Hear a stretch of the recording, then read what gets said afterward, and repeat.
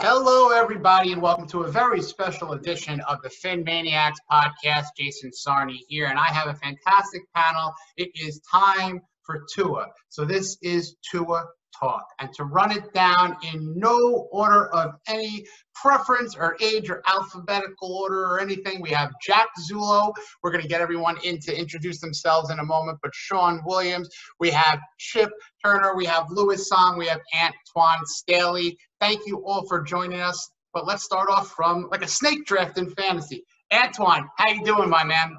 Doing good. How are you doing? I mean, we hear that the Savior is going to start a football game in, I think, 13 days, so 12 days, whatever it is. So I can't wait for 2 weeks of the media hype, the scrutiny, and I can't wait for the actual game. So where are you doing your business right now? I hear you have a new role. Yeah, I just got a new role covering Florida State sports for Tallahassee Democrats. So I just started that yesterday. So I'm still doing that. I'm still talking NFL and obviously keeping an eye on that as well. And obviously my time covering the Dolphins, definitely keeping a close eye on everything that's going on there.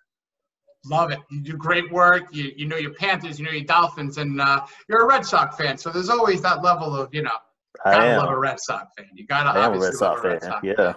So moving on, we have a guy who gave me a terrific opportunity a couple months back and handed on over the reins to PhinManiacs, someone who will always be near and dear to my heart. Lewis Song, taking some time out of his schedule to talk some Tua with us. How you doing, Lewis? I'm doing well, Jason, and it's glad to be back to talk some Dolphins with you. And I'll try to keep my my Tua takes from. I'll try to not interrupt everybody with my anger and my despair. No, I'm kidding. I do have some hot takes regarding Tua, but I'll let everybody have their say. I wasn't going to do a show unless you were part of it because you bring the takes. I love it, and I know you know what's going on. You have, all things I have a fresh perspective, I guess. I love it. Which is code for nobody likes what I have to say. Well, that's not true. That's not true. We'll wait until you actually have to say it before everyone else in the world out there judges what you have to say. Okay. So moving down the line, we have one of the newest writers for PhinManiacs, a terrific guy who I found out is actually a co-Pennsylvanian of mine. Chip, how you doing, my friend? Doing good, Jason. Thanks for having me on here. Looking forward to learning a lot from you guys and sharing some hopefully not too controversial points of view. Not a problem. We enjoy having you on. You have a couple of fresh articles out, and you want to just let everyone know what that article was about real quick? Sure. The first article I have out was a review of the first 6 weeks of the Dolphins season for 2020. It's an overview, really, of the offense, the defense, special teams, and the coaching. Terrific. Get on over to PhinManiacs. Check him out. Excellent first debut. And speaking of debut, he's already got 2 articles under his belt. Shawn Williams. How you doing, Shawn? Good. How's everyone doing? Good. We are all well. So how are you in this Dolphin world? Are you a Floridian? Are you just a guy who fell in love with the Fins? What's your story? I am a guy born and raised in Rochester, New York, not far from Buffalo, who suffered through being in Bills territory his entire life. I've come to find out most of the best Dolphins fans actually don't live in Florida. That is a fact. That's true. That's true. A controversial non-Floridian take and an actual endorsement from a Floridian. At all. So that's amazing. We're already starting to maybe not ruffle feathers, maybe just comb them the right way here. And I got to tell you, this was an unplanned segue to not a Rochester individual, but a fellow university or a state university at New York at Buffalo grad, Jack Zullo. How are you, Jack? I'm good, and I did actually graduate, as crazy and amazing as it sounds. I'm doing well, man. Thanks for having me. I'm honored to be on this panel with all you guys. You guys obviously are really into the work, and I dig that. I'm an actor and a writer and a producer to like an indie kind of artist world here in Los Angeles. Shout out to Nick Tahoe's and the Garbage Plate. I missed that in Rochester. And thanks for having me. Of course. And to everyone out there, Jack's going to be doing some fun stuff with us on the PhinManiacs. He's going to give some great content and takes as he's about to do with Tua and also make you smile and laugh. And I believe you have a show called Entourage that you're putting on out there in the world of media. Tell us a little bit about that. Oh, yeah. I shot an indie pilot. I'm able to, as a filmmaker now, utilizing such things as there's like an iPhone and gear you could put together for up to like $500-600. You could literally make a studio quality project. So I shot like a web pilot that I'm submitting it to the festival world. I just submitted it to Tribeca as like a Tribeca's new media section. And it's just a weird story about a guy who rents out his room and sells the stuff in his house to his roommates and then goes and lives in the backyard in a tent, which is kind of like an LA thing. I love it. I love it. Well, everyone will give you guys a chance to see those episodes when they come out, and we'll see Jack, of course, on PhinManiacs. So I want to go to Lewis since he's got the freshest take. He's got his ear to the ground.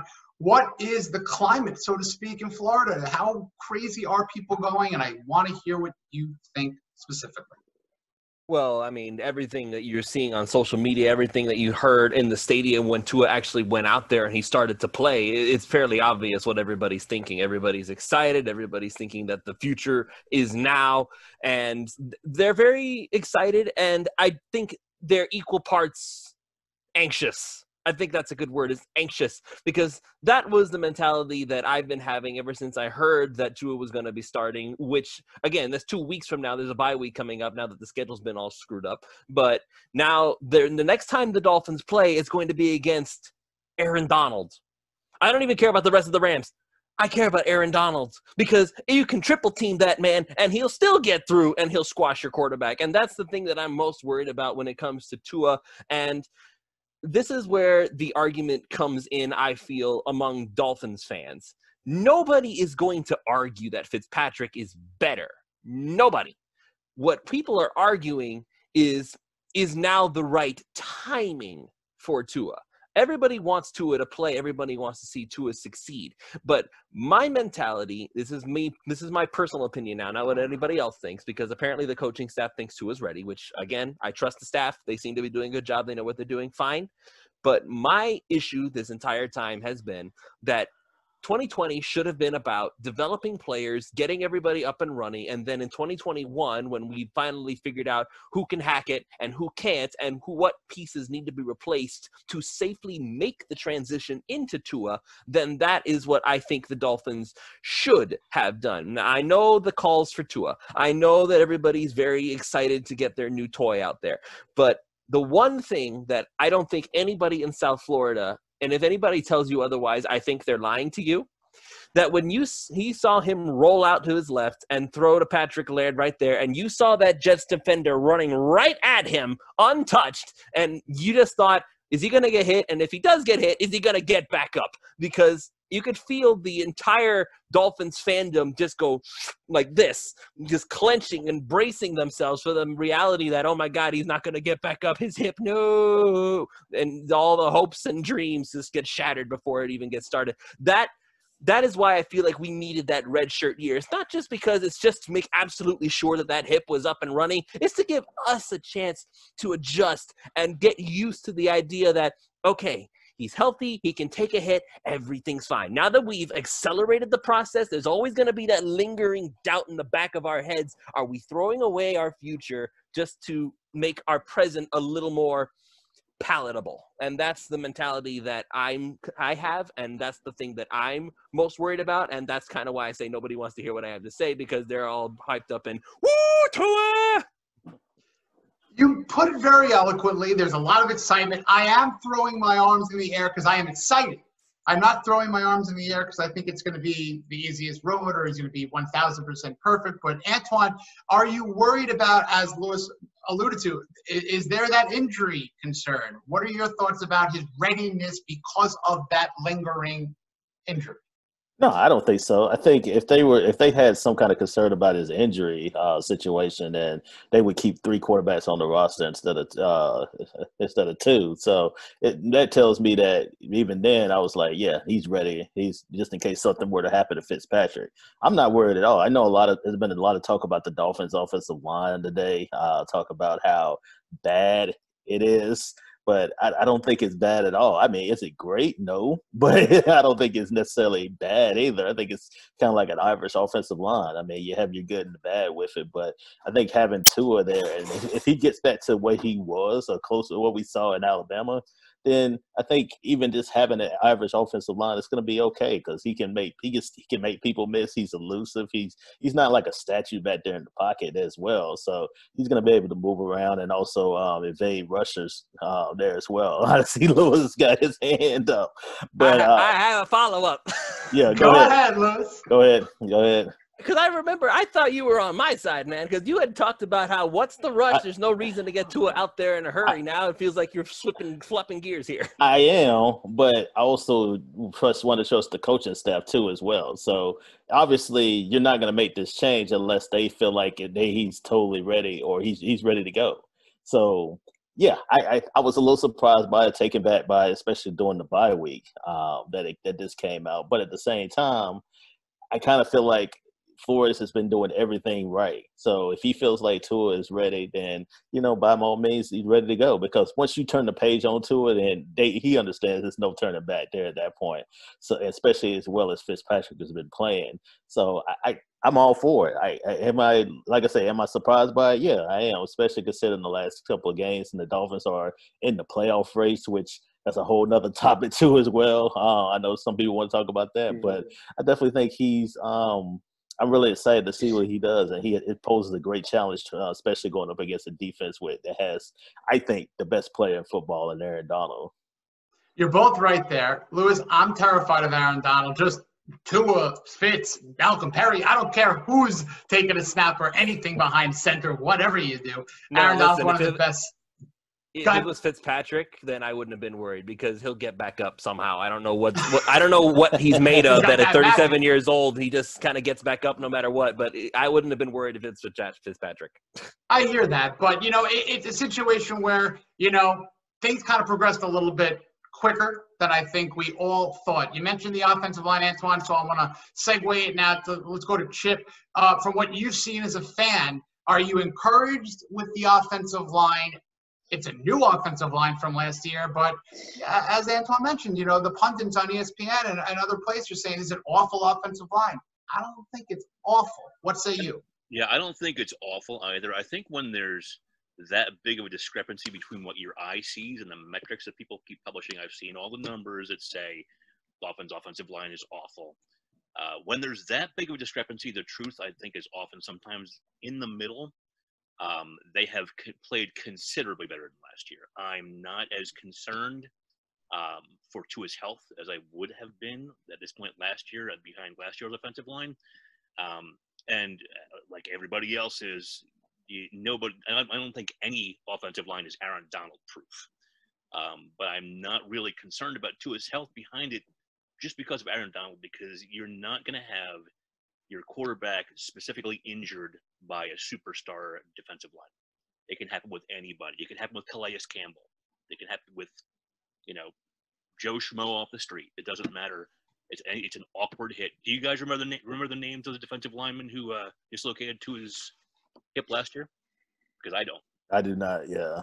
It can be anybody. Aaron Donald, sure, he's going to terrorize that offensive line all game long, but I'm not too concerned about Tua's health just because of that reason. I like hearing that. It's you need to have the you need to have that faith in a quarterback, especially if there's a rookie quarterback coming off an injury. I am not very concerned. I agree with you guys saying that they wouldn't have put him out there if he wasn't, healthy enough. Antwan, great point. They wouldn't have reduced their roster to only 2 dressed quarterbacks if there was a health concern. So, Shawn, going to you, what are your thoughts both on Tua in terms of getting announced so early in this 2-week preparation process, and then you can give us the take on the offensive line? Excuse me. I'm not surprised. I think Flores and Greer had a plan from the beginning for this. I think the original plan was maybe week 11 with the bye. Having it moved up, I think actually makes more sense. We're getting into the middle of the roster or middle of the schedule, which looks to be our easiest part of the schedule. The Rams don't necessarily frighten me. We all saw how they played the other night against the 49ers and how the 49ers played the week before that against the Miami Dolphins. Aaron Donald's great, but you have to trust that Flores and Chan Gailey are going to game plan that for the next 2 weeks. I don't think they're going to just throw Tua to the wolves in that regard. And you got to be optimistic about the offensive line with Robert Hunt, Solomon Kinley, and Austin Jackson. It seems like Greer and the staff did the research and found the right guys. But the biggest thing to me, and it's a topic I touched on in my first article, is the culture. I mean, you look at the offensive line and they're just bonding together. They've known each other, at least in this capacity, for 6 months, and they're already becoming best friends. They're already supporting each other, developing that communication, that chemistry on the line. So that's not an issue for me. In terms of Tua's injury, I don't see that being an issue. Kind of touching on what Antwan said, like why would he be the sole backup? It was still an issue. And to be honest, his very first NFL pass, he's rolling out of the left side with 2 defenders bearing down on his face, and he looked as natural as can be. So it's a good point. He really looked good. I mean, it was really a fun 2-yard completion that really didn't do anything other than say, wow, that was Tua's first completion. And Patrick Laird will forever be the answer to a trivia question. So the question for you now, Jack, is, and I know that your excitement level could be a whole different range of things. I want your individual excitement level as a Dolphin fan at the exact moment in time. Well, I got to say, and I'm hearing a lot of great expert opinions, and I appreciate them. And maybe my perspective is a little off the side, but the first moment that I saw Tua jog out onto the field, I was sitting next to a Jets fan at his house, and he's a very close friend of mine. We have obviously a natural rivalry, and it was very satisfying to see Tua take the field in a 24-0 shellacking of Adam Gase next to a Jet fan who, has been doing a lot of face palms his whole life as a Jet fan. But I'll say this. I to the point that a lot of you guys have made, I expected that Tua would be getting a start after a bye week, meant that he would play the Jets and then they would come back and scheme against the Jets with Tua as the quarterback. So as a coaching, strategizing type maneuver, that would be very Belichickian, if you would, by Brian Flores. Also, I thought they would have to wait for the offensive line to gel. I think the offensive line, I don't care about metrics and stats and data per se. I think they're good to utilize, but I think the human element is important. I think we've got a really good offensive line that's coming together, and they wanted that to be in place before taking Tua and putting him in an NFL-paced action game situation. However,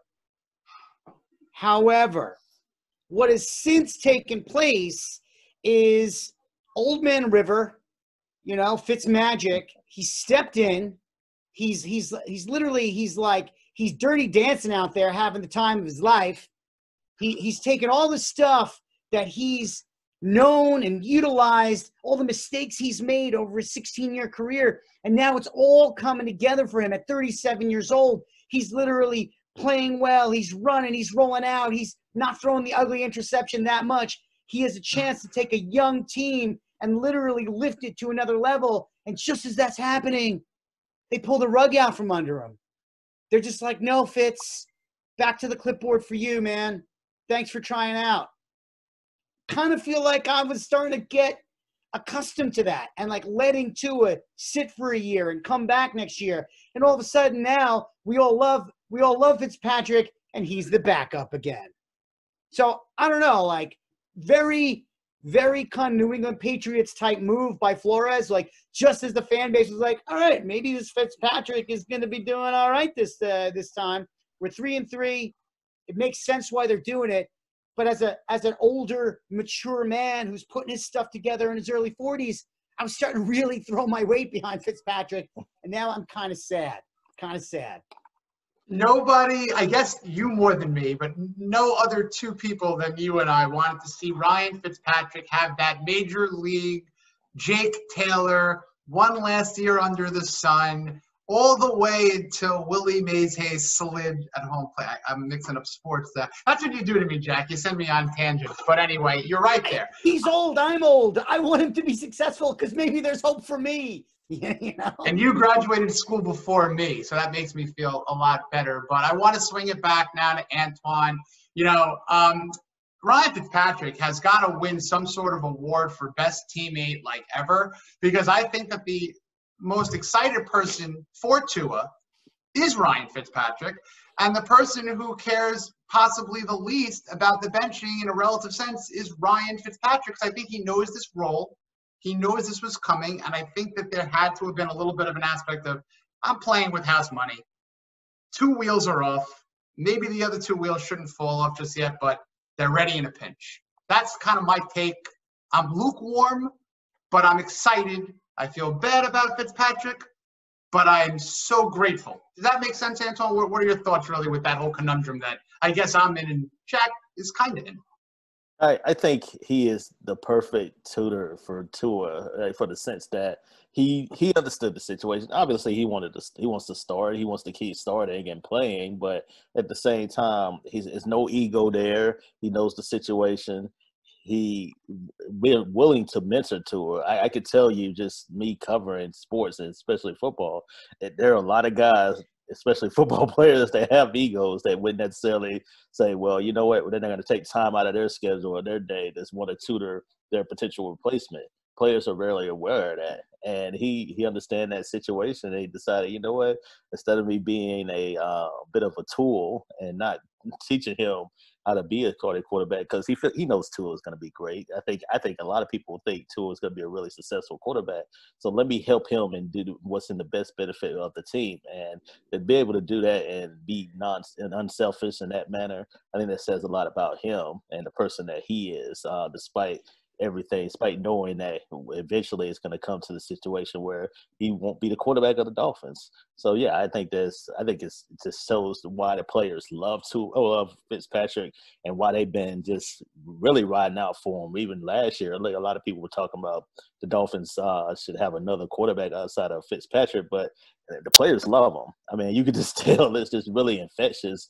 Whether they score a touchdown on the sideline, they love playing for this guy.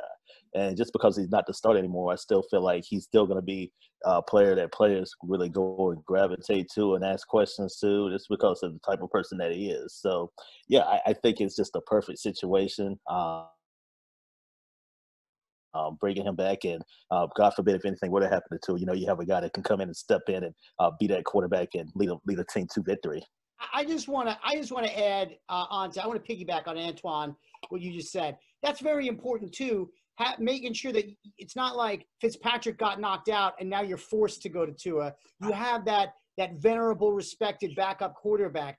I think my attitude is also, it stems from the fact I'm not used to the Dolphins having a great quarterback, and maybe I'm not ready for that yet. Maybe I want the indecision of having, Fitzpatrick there and like rooting for the underdog as compared to having a rock star NFL quarterback who's doing isotoner glove commercials and selling insurance on TV to me. I don't know. Maybe I'm not ready for it. Can I interject one thing here really quickly?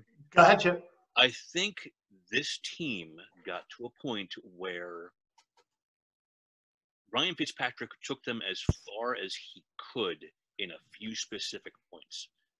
Specifically, near the end of the Seattle game, I watched him try to make a throw that he simply could not make, and he threw a pick. And I wondered at that point in time, has Ryan Fitzpatrick taken this team as far as he can against the elite teams in the NFL? Because although they're flawed, Seattle is an elite team. And I think it's a testament as much to the rest of the team as it is to, as far as anything, as far as the timing of this move. Because I think Brian Flores saw it. I think he saw it near the end of the Jets game with a couple of throws that Ryan Fitzpatrick simply cannot make anymore. That he said, you know what, maybe it's time to make this change because Tua can make these throws. And I've seen him make these throws. And maybe that has a great deal to do with it. Very valid point. I want to bring Lewis in on that because, Fitz has had throws that you're absolutely right, Chip, especially the Seattle game. It just looked like he had no mustard on, no zip on the ball. He really wasn't throwing the ball over 20 yards, 15 yards. Kind of changed against the Jets, but the Jets. So, Lewis, what are your thoughts on what Chip basically said, and have we seen the last of Ryan Fitzpatrick? Well, I don't think we've seen the last of Ryan Fitzpatrick. I think that there are going to be moments where he ends up getting in the game again somehow.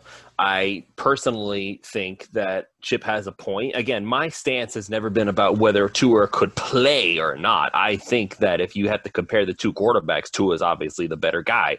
He's got a stronger arm. He's definitely mobile. He's got everything that we want in our future. And it's none of what I was saying was ever a knock on Tua. My stance was always about let the rest of the players develop and then throw Tua into the best possible situation, because in 2021 we're going to have 2 first-round draft picks again, and with the Texans with the Texans pick, it may very well be a top 5 pick if they keep going the route they're going. So, and then we're going to have 2 second-round picks, which, again, thank you, Houston Texans, for giving us a king's ransom for Laramie Tunsil, which, I mean, he's doing all right, but he's not like the best left tackle in football or anything. But my mentality has always been you put Tua in the best possible situation to find success. Right now, this is not the best possible situation. It's better than I thought it was going to be if they threw him in there, because I got to give credit to the coaching staff with what they've done so far. Solomon Kindley, and also I have to credit Chris Greer, because he deserves credit too for picking these guys. Solomon Kindley looks solid. Robert Hunt so far looks solid. Obviously, there are some growing pains to go through. They're going to get beat up a little bit. I saw a couple of plays where Robert Hunt got knocked to the ground. Kindley had a couple of penalties here and there, but that's going to happen. They're young. They're learning. I'm surprised they're doing this well as it is. Eric Flowers, I wasn't ready to trust him as the left guard, but I guess guard was his position, certainly better than tackle, and I'm glad the Dolphins didn't shift him over instead of putting Jesse Davis there. So thank you for making that decision and realizing Flowers is not a tackle. But my mentality has always been, is this the best possible situation for Tua? The answer is no, it's not. It could be better. You could get a Jalen Waddle. You could get a Micah Parsons on defense. You could get another couple of free agents here and there who would fill in the rest of the small little gaps that are left on this roster, at least on paper. So that was always I kept saying I wanted to wait for Tua. It's not just because of his health. That is a part of it. But it's also because when we throw Tua in there, we want him to have the best possible situation to find success. So if what we're doing is we're putting him into level 5 before we throw him into level 1, then all right, fine. That just means that level 1 is going to be a lot easier than level 5. If that makes any sense, if I'm making any sense with my video gamey, nonsensical nerd stuff. But either way, I don't think this is the last we've seen of Fitzpatrick. I think Fitzpatrick will be back to some extent. I think he'll be happy to be I think he'll be okay with being a backup at this point, because there are going to be teams that are going to be looking for quarterbacks, but I don't think anybody's going to be bringing him to be the starter anymore. So he would probably be wanting to find a place where he feels comfortable and at home. And honestly, if Fitzpatrick did decide that he wanted to move on, I would throw money at him just to be able to say, look, let's just stick around, man. We want you here. And if he decides to retire, then don't even let him out of the building. Just say, listen, I have a contract for you right here. You're the new QB coach. All you have to do is sign it. And that's the mentality that I would have when it comes to Ryan Fitzpatrick. Somebody had asked me for my Pulse of Vince Nation, is it possible to have somebody be in the Ring of Honor after only 2 seasons? And if anybody deserved that kind of honor, I think it would at this point be Ryan Fitzpatrick, because I'll put it this way. Between Ryan Tannehill and Ryan Fitzpatrick, Tannehill's the better quarterback, but I have had more fun and more smiles watching Ryan Fitzpatrick play than I had in 7 years of Tannehill. So I feel like he could be a staple of this franchise, if not as a player, then as a coach. Maybe he is as a player, but he's more like a more kind of like the guy who really just sits back there and doesn't do anything. He's kind of like the Udonis Haslem of the Miami Dolphins. He doesn't play anymore, but he's on the roster to establish a culture. That's what I would like to see happen for him, if anything. I like that. I like your video game analogies. I love Udonis Haslem. reference because that, makes sense there. Haslam don't play no more. He doesn't play anymore. He can't run. He can't run. I don't think we're going to be seeing Coach Fitzpatrick. I mean, the man's got 7 kids. We're going to be seeing Coach Fitzpatrick in Little League, in flag football, if, he's on the socials, probably. I don't know. I would love it. I'm not going to argue it. But we will do. After the Phil Rivers wants to coach, and he has like 7 or 8 kids too. So he has 9. He beats Fitzpatrick. They won't let him coach his kids. He yells so much, Rivers. Fitzpatrick is a little calm, cool, and collected. So who knows with that? But hey, listen, if someone says that Ryan Fitzpatrick signed a lifelong contract with the Dolphins, I'm the happiest guy in the world. We will do a wrap-up Ryan Fitzpatrick appreciation segment in a couple of moments. But, just kind of talking about my take on the offensive line, they were dead last in the league last year in quarterback hits and sacks allowed and rushing and everything. And the eye test was putrid. So nothing worked. What we're looking at now is rookies and free agents who are still working together and gelling together that haven't let up that many sacks. They're a middle-of-the-pack, average offensive line, minus all these silly metrics, which don't happen at every aspect of the game and every second of the game. So these are chunks, little portions that these pundits are picking out in specific areas that they need to have improvement on. But night and day from 2019 at this point to 2020 now. So I'm happy to see Tua. I'm nervous. I'd like to hear Shawn's first guy perspective on Ryan Fitzpatrick as kind of a appreciation, but I don't want to say goodbye to him. But the job is now Tua's to lose. What are your thoughts on Fitzpatrick as a Dolphin fan? I mean, he's been amazing. I spent a lot of years suffering with him on the Bills. So it's nice to see him doing some of the magic stuff for us.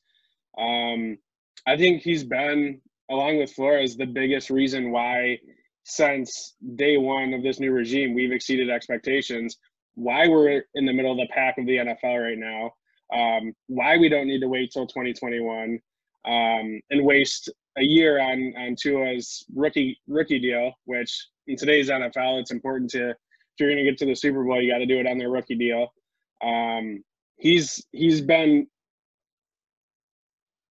second to none in terms of the impact he's had on the team. Couldn't be more thrilled. I don't know that we've seen the end of him on the team, but I look forward to the future with Tua.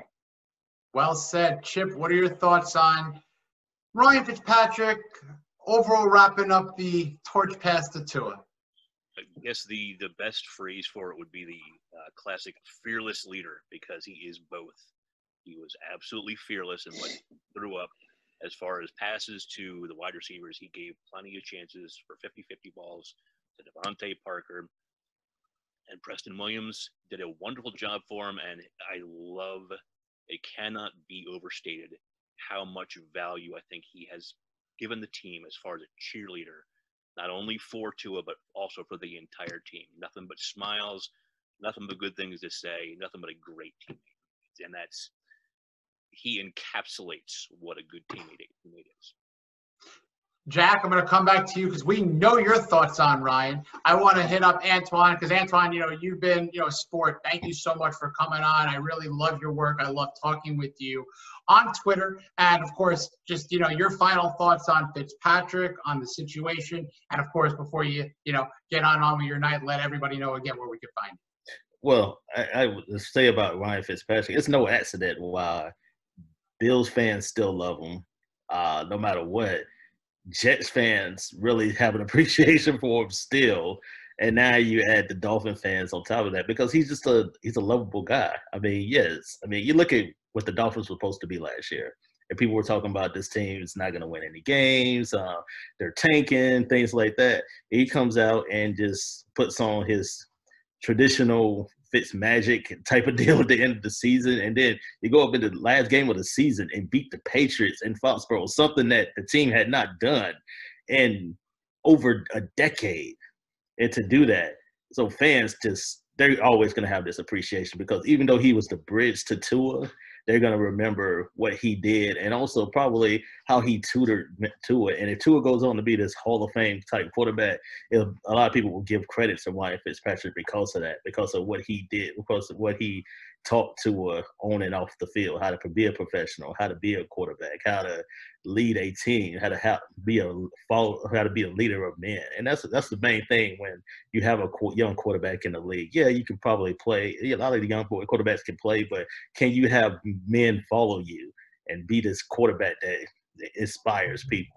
And I think that's what Fitzpatrick does. Whether he plays well or not at times, I mean, we all know he's been inconsistent from time to time, but at the same time, people still love him.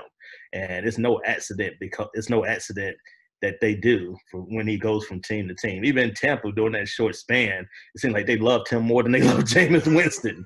I mean, that's kind of what it was. Right. He was playing so well. So that's my biggest takeaway is no matter if he plays another down for the Dolphins or not, the players are always going to remember and love his time there with the Dolphins there. So that's my biggest takeaway there. And I just want to thank y'all for having me on. I really appreciate it. It was good seeing Lewis again, too. I hadn't seen him in a while. So, but yeah, y'all can keep up with me at Antwan Staley. And yeah, I was really honored to be asked to be on. So yeah, thank you. Of course, Antwan. Well, best of luck to you in your new role. You're going to cover those Seminoles for the Democrat and keep your Twitter takes firing. And always appreciate you, my man. Have a great rest of your night and be well to you. I'll take care. I'll see you, boss. You got it, buddy. Okay, that was Antwan Staley. Appreciate his coming on and taking some time out of his busy schedule. So, Jack, I want to get on over to you. I want, if you could paint me a little word poem about Ryan Fitzpatrick. Fitzpatrick, in the darkest of nights, that was last season, when the Dolphins were being torn down yet again and rebuilt yet again, and the uncertainty with a new coach who'd never coached in the NFL yet again, he came through and made it bearable and exciting. Watching a 36 and now 37-year-old diving for first downs, taking off and running, absorbing hits, and really leading the Dolphins to 5 wins that they had no business actually getting. I will forever be thankful for him bridging this organization and helping my fandom that I throw too much love behind. And I want to be his buddy. I want to be his friend. I don't know if you can make that happen. Do you guys have any pull? You think Lewis? It was just me and him hang out? I don't know. I wish that I could say yes, man, but who knows? Anything is possible in the future. If he gets to stick around, maybe I can reach out to the family and be like, hey, want to get some lunch? I'll meet you to the Cuban experience. This will get some Cuban food. Nice. Jack, if you keep the growth going, you got to go more on the beard. Maybe if you could match Fitz, maybe that could be your in. That could be my Halloween costume next year. I'm actually going to be at the game in Miami on the 20th. So. Oh my God. So, yeah. That's perfect. So maybe you got to really just get your good fit sign, and we will do everything that we can to see if he could notice you. And if we can get a picture, a selfie. Yeah. I don't want to get ahead of myself, but have a ball down there, Jack. All right, man. I will.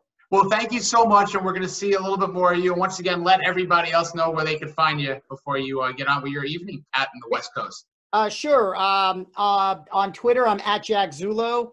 My website, if you want to see anything, is www.jackzullo.com. And my professional page on Facebook is at Jack Zullo Acts Funny.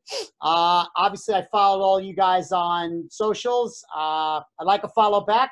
But hey, man, I'm being Zen. I'm being Fitzpatrick about it. I'm being Buddhist about it. Well, thank you very much, my friend. Always a pleasure chatting. We'll make sure that everyone gives you a follow. So be well, my man. All right. Thanks, guys. Take care. And now we are going to go on to the 2 newest writers. And guys, I want to officially welcome you again on board to PhinManiacs and really appreciate your hard work already. I mean, my God, you wanted to write, and all of a sudden you're putting together some fantastic work. And Shawn, if you want to let everyone get out of here with, what brought you to wanting to cover this team and really kind of your overall take on what we got going on here with the quarterback situation in the Dolphins right now. I mean, I've been diehard for as long as I can remember. No event on Sunday is bigger than a Dolphins game. I love to write in my free time, so it just seemed like a natural fit. And in regards to our quarterback discussion, it's been a long time, a very long time since we've had a positive one, and to go back and forth on who's the best of two very good situations is a delightful change of scenery for us fans after many years of suffering. I'm excited for 2 weeks. It's going to be a long 2 weeks, some of the longest 2 weeks besides the end of last season in the draft. But I think it's going to culminate in something special. And he may be a rookie, but so was Dan Marino when he went 7-2 and made the Pro Bowl. So was Russell Wilson when he went 11-5 and made the Pro Bowl. So was Ben Roethlisberger when he went undefeated and went to the AFC Championship. And that's who we drafted Tua to be. If he's not that, then he's not the guy we have all talked him up to be. I mean, that's who he's supposed to be for us. And if he's not, then thankfully we have the Texans pick. Well said, Shawn. Brought up some great names, great record from some of those quarterbacks. You're absolutely right. That's why he was drafted, to be that guy who in 15, 20 years, everybody's saying, well, they brought Tua in when they were 3-3. And look what happened. So, Shawn, I can't wait to see what else he got at PhinManiacs. Appreciate it. And, yeah, go get a garbage plate tomorrow up in Tahoe's. I try one of those. Will do. All right, buddy. All right, Thank you so much, Shawn. Bye. And Chip, my fellow Northeastern Pennsylvanian by way of Miami, and I'm from New York. What are your final thoughts here, and what are your overall, wants and wishes to cover here at PhinManiacs? Well, I think, as was stated, we're in a very good position right now as Dolphins fans. I do not think that we would be seeing Tua right now if the Finns were not one game out of first place. I think that it's recognized, and I understand, I totally get the line of thinking that you want to put him in the best position possible to succeed. It makes all the sense in the world, but at the same time, the AFC East is ripe right now for someone to come in and take control of it. And if by chance everything falls the right way, we could be looking back on this in December and January saying, wow, I'm really glad we took a chance on Tua. He's going to get hit no matter what. Eventually, we're going to find out if that hip holds up. Someone's going to hit him, and everyone's going to clench up, and we're going to look at it and say, please get up. Please. Okay, is he okay? Okay, he's good. That time is going to come no matter what. So I am incredibly pleased with the progress the team has made, and I'm really surprised that time is now. I'm surprised that Tua time got here this early. It's a pleasant surprise. And, Chip, I want to thank you again for the contributions. You'll be seeing plenty more PhinManiacs out there, and you're going to be doing a lot more podcasting with us as well. So thanks again, and we will keep you posted on when your next article's coming out. Fantastic. Take care, guys. You got it. Thank you, Chip. And so, Lewis, let's wrap it up with your thoughts here. There's excitement, a little bit of nerves, but overall, what's the final take? I've never been a gambling man. That's all I'm gonna say. Maybe this is all just a personal thing for me. A lot of people I know, they're willing to throw their money out there and gamble on it, and if they win, they win. If they lose, they lose. I've never been a gambling man, and I guess I'm taking that same philosophy into the Tua thing. Because if it works out, then nobody's gonna be cheering harder than me. I've always just been the guy who tries to play it safe. Maybe that's a flaw in my own thinking, but it's just how I've always been. What I will say is that Tua does represent a potential decade and a half of greatness that we've been missing for a very long time. More than a decade and a half.